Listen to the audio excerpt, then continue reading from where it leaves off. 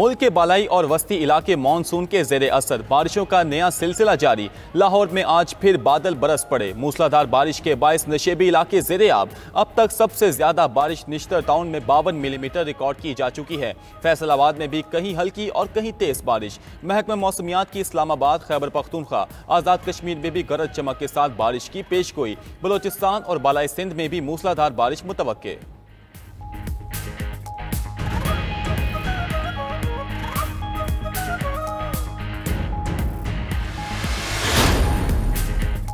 अमरीकी सदर से इस्राएली वजीर आजम की व्हाइट हाउस में मुलाकात। डोनाल्ड ट्रंप ने फिर पाक भारत जंग बंदी का जिक्र दोहरा दिया। कहा उन्होंने पाक भारत समेत कई जंगों को रुकवाया। एटमी ताकत पाकिस्तान और भारत के दरमियान जंग को तिजारत से रोका। पुर उम्मीद हूं कि ईरान और इसराइल के दरमियान जंग दोबारा नहीं होगी, ना ही ईरान पर एक और हमला करना पड़ेगा। मुनासिब वक्त पर ईरान पर से पाबंदियां को हटा देंगे। यूक्रेन जंग ना रोकने पर रूसी सदर से नाखुश हूं। यूक्रेन को मजीद हथियार भेजेंगे। हमास गजा में जंग खत्म करना चाहती है। नेतन्याहू ने ट्रंप को नोबेल इनाम के लिए नामजद कर दिया। साथ हरदर्मी भी बरकरार। बोले आजाद फलस्तीनी रियासत इसराइल के वजूद के लिए खतरा होगी। ऐसे मुल्क की तलाश है जो फलस्तीनियों के बेहतर मुस्तकबिल के लिए काम करे।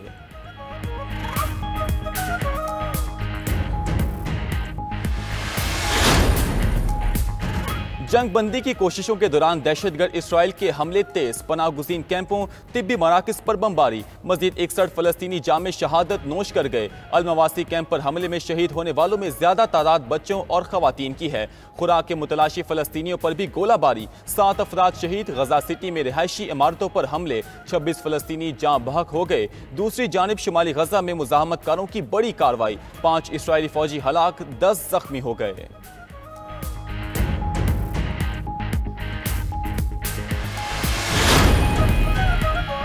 पेशावर में खौफनाक आतिश ज़द 4 अफराद की जान ले गई। कोची बाजार में वाक़े मकान में लगने वाली आग ने पूरी इमारत को लपेट में ले लिया। 2 खवातीन समेत 4 अफराद झुलसकर जाँ बहक, 2 जख्मी हो गए। रेस्क्यू हुकाम के मुताबिक आग बुझाने के दौरान 2 फायर फाइटर्स की हालत भी गैर हो गई। आग शॉर्ट सर्किट के बायस लगी।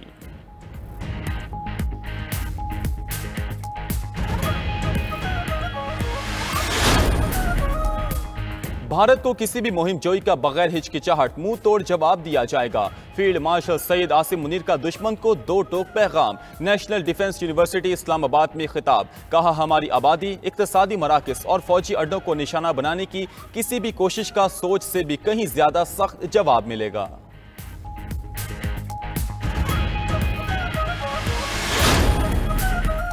आलमी बरादरी अफगानिस्तान में इंसानी बहरान रोकने के लिए $2.42 बिलियन फराहम करे। अक़वाम मुत्तहिदा में पाकिस्तान के मुस्तकिल मंदूब आसिम इफ्तिखार अहमद का कहना है तिजारत सरमायाकारी के फ़रोग़ के लिए अफगानिस्तान के असासे बहाल किए जाएं।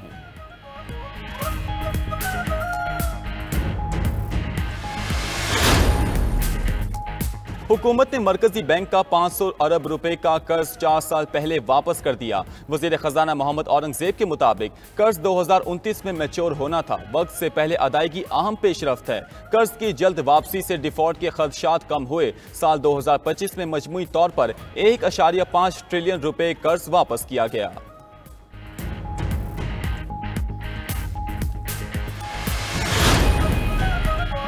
अमरीकी रियासत टेक्सास में तबाहकुन सैलाब, हलाकतों की तादाद 95 हो गई। समर कैंप की लापता काउंसलर और 27 लड़कियों को मुर्दा करार दे दिया गया। टेक्सास की केयर काउंटी में सबसे ज्यादा 84 हलाकतें हुई। टेक्सास में मजीद बारिशों और सैलाब की वार्निंग जारी।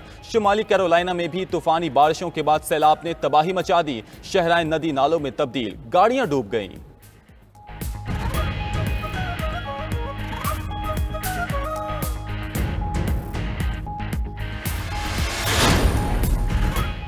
अमरीकी शहर फिलाडेल्फिया के करीबी इलाके ग्रे फेरी में फायरिंग, 3 अफराद हलाक, 10 जख्मी हो गए। जख्मियों में 2 बच्चे भी शामिल। पुलिस ने एक शख्स को असलहे समेत हिरासत में ले लिया। फायरिंग की वजह मालूम ना हो सकी, जबकि तहकीकात जारी हैं।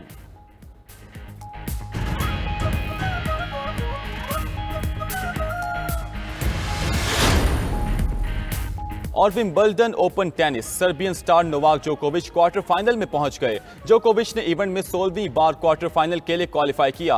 राउंड ऑफ 16 में ऑस्ट्रेलिया के एलेक्स डी मैनोर को शिकस्त दी।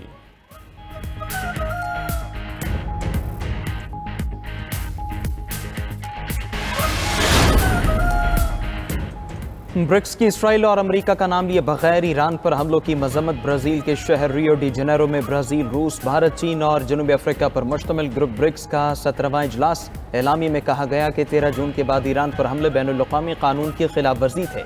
ब्रिक्स तंजीम का गजा में फौरी गैर मशरूत जंग बंदी, मकबूजा फ़लस्तीनी इलाकों से इसराइली फ़ौजियों की वापसी का भी मुतालबा।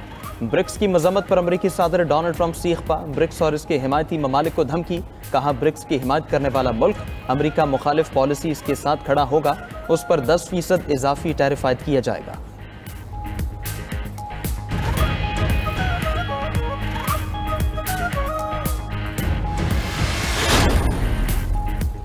गाजा में जंगबंदी की कोशिशें जारी। कतर में इजराइल और हमास के दरमियान बिलवास्ता बातचीत के 2 सेशन हो चुके हैं, अभी तक कोई पेशरफ्त नहीं हो सकी। मुज़ाकरात का तीसरा दौर आज होगा। जंगबंदी मुज़ाकरात के लिए अमूमी फ्रेमवर्क के क़याम पर तवज्जो मरकूज। कामयाबी की सूरत में मुजव्वज़ा जंगबंदी पर तफसीली बातचीत की राह हमवार होगी। जंगबंदी, कैदियों का तबादला और गाजा से इजरायली अफवाज के इनखला का अमल शामिल होगा।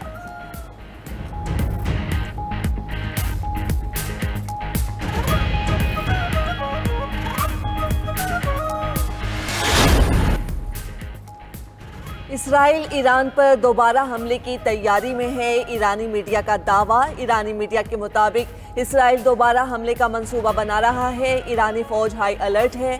अमरीकी सदर फिर इसराइल के साथ खड़े दिखाई देते हैं। ट्रंप और नेतन्याहू की मुलाकात फरेब है, सब कुछ पहले तय हो चुका है।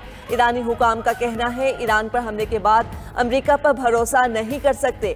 अमरीका के साथ जौहरी मुज़ाकरात का कोई फ़ायदा नहीं होगा। दूसरी जानिब ईरानी सदर कहते हैं ईरान को जौहरी मुज़ाकरात पर मसला नहीं, एतमाद की बहाली ज़रूरी है। इसराइल ने उन्हें कत्ल करने की कोशिश की, अमरीका ने नहीं। इसराइल ने वहाँ बमबारी की जहाँ वो अहम मीटिंग में शरीक थे।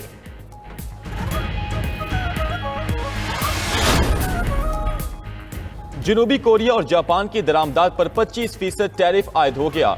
अमरीकी सदर ने जापानी वजीर आजम और जनूबी कोरिया के सदर को खतूत लिखकर मुतला कर दिया।